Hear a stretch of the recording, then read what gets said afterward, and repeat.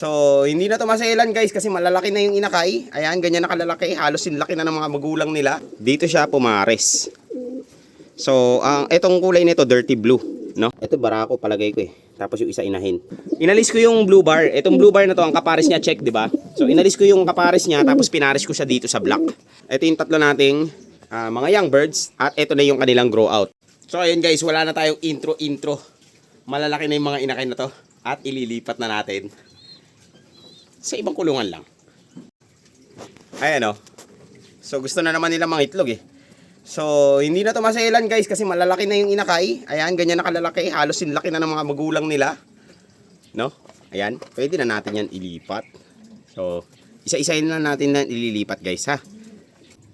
Pero bago natin ilipat yung mga breeders tsaka yung inakay. No, kaya ko siya ililipat kasi i-breed natin to dun sa kulungan na yun. Malaki kasi yun, no? So ilalagay natin yun sa mas maliit na kulungan kasi nga patapos na rin yung project niya. So ito naman, bagong project to, sasalang natin kasi ang tagal na ito pumares guys, no? So mag-aapat na buwan na to dito sa akin at ngayon pa lang siya pumares. Pumares siya sa napakabata pa, no? So pakita ko sa inyo mamaya kung ano yung kapares nito. Yan guys, no? Dito siya pumares. So itong kulay nito dirty blue, no? Ito yung inahin. So napakabata na ito, akala ko nga hindi pa sila magpapares eh. So nagpares sila, hindi ko alam kung magiging normal yung itlog nila kasi itong babae nagpapaupo na. Tapos inupuan siya yung barako na yan. So sila ang ililipat natin dito. So simulan na natin ang paglipat nito doon sa breeder na nandun sa likod nitong pens ng ating mga manok. Una natin ililipat guys yung mga inakay, no? So saka na natin to i-review.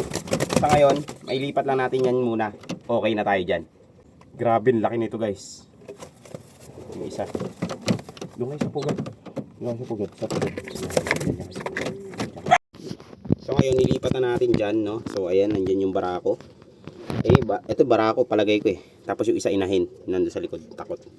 So ilalagay na lang natin yung parents nila tapos okay na tayo. So guys, ito yung tatay nila, oh. So ito yung una kong dinukot. Tapos lalagay na rin natin ito dito.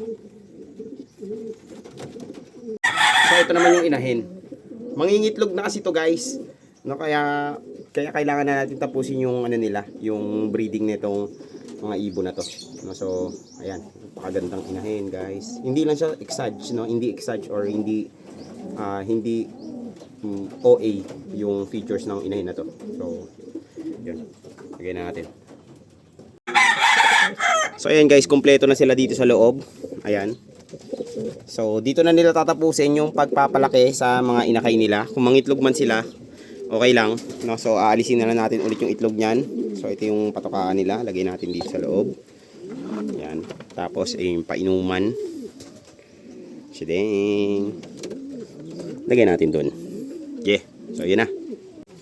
Dahil naalis na natin yung ayan, bakante na. Pwede na natin 'tong ilagay dito. Tara. Itong inahin muna. Mabait kasi itong inahin. Tapos susunod natin diyan yung barako. Ito yung barako, hawak ko na. Yan, itong barako kasi na to, napakailap nito, no? Napakagandang barako nito pero napakailap. So ayan na silang dalawa. Ayan. So ayan na. Napakagandang mga ibon, no? So sila pinagpares natin. Ito guys, ito yung anak ng grizzle. Grizzle ko na yung mapula. No, kasi ang naiwan na grizzle dito maputi. No? So ayan. Kaganda ng mata ng inahin na yan, guys. Tignan niyo naman. Boom, pulang-pula, no? Mas mapula pa yung mata nitong inahin na to kaysa doon sa barako. Tapos yung kulay niya, dirty. Dirty yung tawag diyan, melanistic na blue bar. Hindi pa siya full molt, guys. Kaso nagpares na sila eh. Tapos gusto ko nang i-breed yung barako. Eto, napakabata ng inahin na to, no? Wala pa tong 6 na buwan. Wala pang 6 months yan, guys. Titignan natin kung magiging okay yung blue bar natin. Back to back pa rin yan, guys. Bar to bar yung pinagpares natin. Tsaka, yun, abangan natin, guys, kung magiging successful yung breeding nila. Anyways, bago tayo matapos, guys, no? Syempre may ihahabol muna ako guys. Na ipapakita ko muna sa inyo kung ano yung mga nakasalang natin ngayon na mga breeders. Ito yung una ko ipiplex guys na breeders, no? So ito, breeders natin na manok. Siya, tsaka yung inahin. Tapos, ayan yung kanilang breeding pen, no? Kawayan lang guys, no? Tapos mga hollow block, ayan. So, dadagdagan pa natin, tatambakan pa natin ng lupa yan. No, ayan yung mga manok natin. Napakalupit ng barako na yan. Tapos, yung tandang, pakalupit ng tandang na yan. Tapos, ang matindi niyan, syempre, pag matindi ang tandang, paparisan din natin yan ng matinding inahin. So, napagandang inahin guys. Ang laking inahin. Tapos, ang ganda ng kulay. Ang ganda rin ng hugis ng ulo niya. No? So, ayan. Silang dalawa ang pinagsama natin. Yan yung unang pair. Ngayon guys, move on naman tayo dun sa mga breeders natin na kalapati. As usual guys, etong dalawa na to, no? So, wala na sila ulit itlog. Inalis ko na naman yung itlog nila kasi hindi nag-fertile, no? So, ayan. Maganda pa rin kondisyon na itong dalawa na to. So, hihintayin na natin ulit sila mga itlog. Tapos, ito, bagong salang natin. Sa video na to, sila yung nilipat natin dito. Ayan, yun yung barako, blue bar. Tapos, ito, blue bar din to.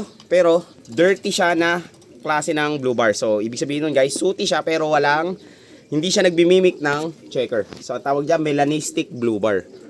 Tapos, dito sa baba guys, ito, pinagpares ko inalis ko yung blue bar. Itong blue bar na to, ang kapares niya, check, di ba?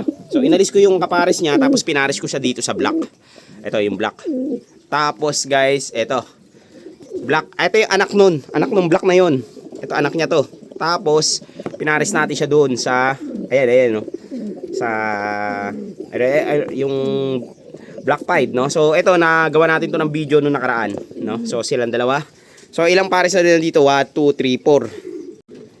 Tapos guys, ito sinalang din natin to, grizzle. At ang pinares natin sa kanya ay syempre, dilute, no? So malaking inahin din 'yan, malaking inahin, malaking barako para target natin guys ay malaking sizes na rin na na mga kalapati maipalabas natin dito, no? So dilute siya guys. Hindi yan maglalabas ng dilute pero possible na maglabas sila ng dilute carrier, no? So ito yung inahin, ito yung barako. So naka-project din tong dalawa na to. So, abangan lang natin kung ano magiging kakalabasan yan.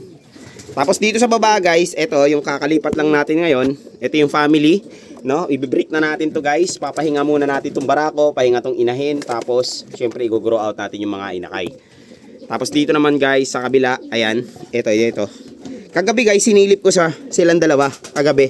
Ito, tsaka yun. Tapos, itong babae, nagsisimula na siya magtawag. So, ibig sabihin guys, nagsisimula na siya makabuo ng itlog sa katawan niya.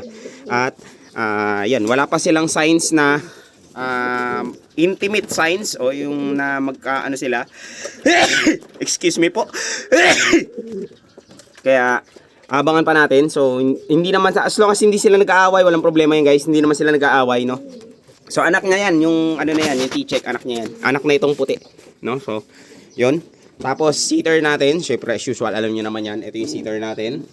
Isang blue pied. No? Blue pied. Ito guys, talaga, mimic to ng checker. Blue bar to guys na suti. Ayan o. Blue bar na suti na pied. Ito yung natin, blue splash. Tapos, puti.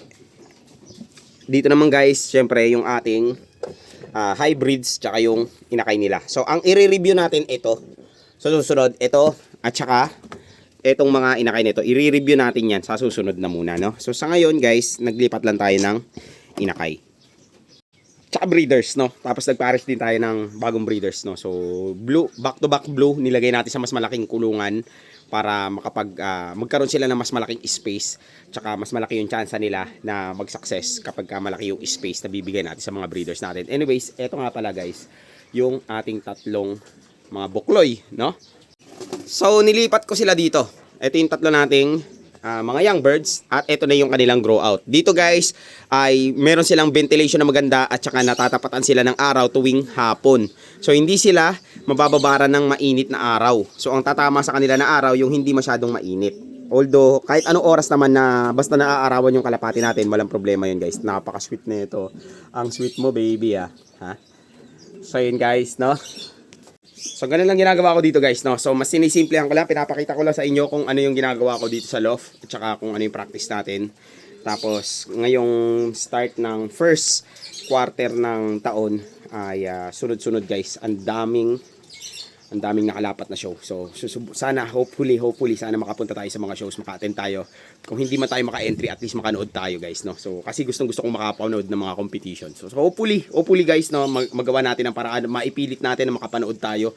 Kung hindi man tayo makalaro, no? So, gusto kong maglaro, guys. Pero kung hindi tayo makakalaro, at least man lang makanood tayo. So, yun na, guys, no? Yeah!